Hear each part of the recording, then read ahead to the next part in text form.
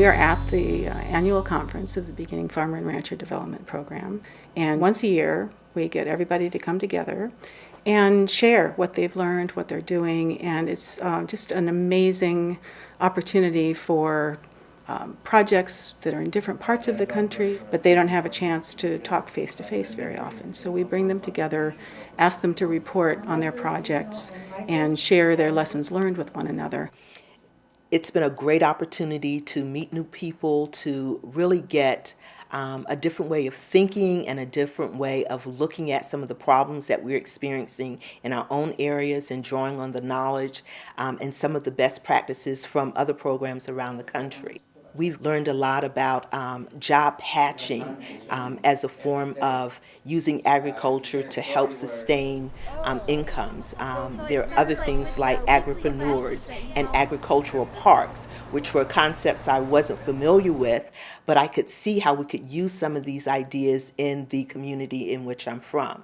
I think it's a great way to develop partnerships, and I'm not just saying partnerships for the 3 or 4 days we're at the conferences. I foresee these partnerships going, for many years to come. I'm going to, hopefully go and visit some of the projects that I've learned about. And one thing that I'm going to take back is the evaluation tools, because it always seems the difficult part of how do you measure impacts. And I think it's critical because we want to be able to measure them, document them, and then report on them. So I'm going to be following up on how others have measured impacts.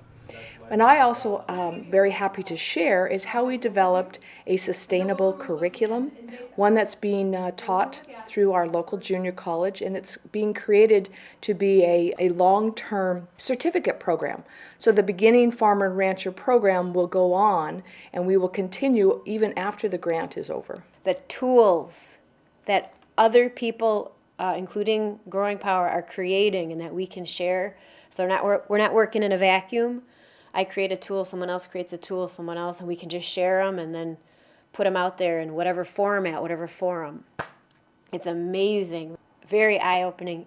And the other thing is, finally people are talking about translating. I haven't heard any, but there's going to be a session. I'm going to ask some of the Hmong farmers that are here, is there translating into Hmong? I know a group that we worked with through National Immigrant Farming Initiative, the Somali Bantu.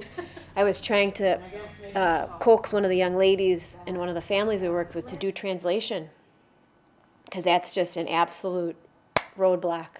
The theme here, Cruzando Fronteras, has been just a great organizing theme. Diversity has been very important to this program for all the reasons we've talked about, but also the legislation requires that at least 5% of the funding in the program go to veteran farmers. We have a lot of returning service people who have served their country, are very interested in either getting back into farming if they come from farming, or maybe getting into farming for the first time.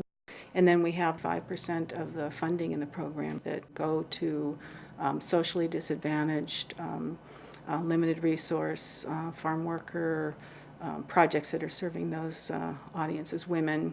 This myth that, women are not supposed to be engaging in farming, it's not true, because Latino farmers were really welcoming of women like me coming in and saying, we want to help, we want to be a supporter of what you're doing.